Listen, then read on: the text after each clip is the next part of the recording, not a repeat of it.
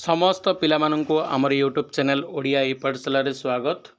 बहुत दिन धरी है ओटीटी एपर्यंत रिजल्ट प्रकाश पाइनी। तेणु जो पिला माने एथर ओटीटी एग्जाम देते से आंसर किए आसला एवं करेक्शन करने ऑब्जेक्शन विंडो खोलाई पिला माने ऑब्जेक्शन किंतु ए पर्यंत ओटीटी रिजल्ट प्रकाश करनी बोर्ड ऑफ सेकेंडरी एजुकेशन बा माध्यमिक शिक्षा परिषद।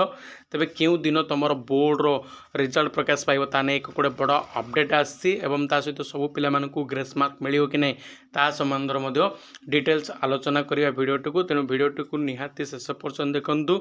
चैनल को प्रथम थर आसते चैनल को निहाती सब्सक्राइब करके पाखे बेल आइकन को प्रेस कर दिंतु।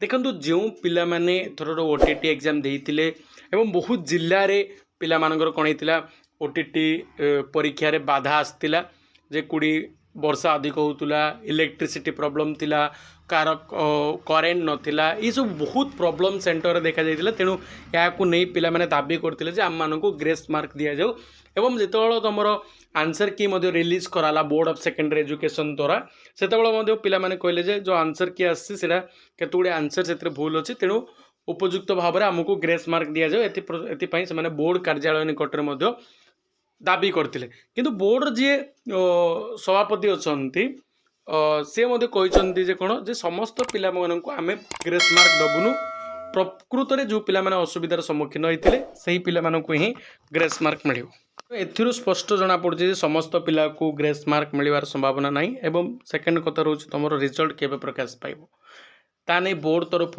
ए पर्यंत ऑफिशियली किसी अपडेट आसनी जहाँ विशेष सूत्र सूचना मिलूँ जे तुम अक्टोबर लास्ट वीक सुधा जमी तुम रिजल्ट प्रकाश पाइज। कारण जो एलटीआर एवं जो junior teacher high school teacher जो वैकेंसी आसी फिलअप हवा पूर्व तुम ओटीटी रिजल्ट प्रकाश पाइज।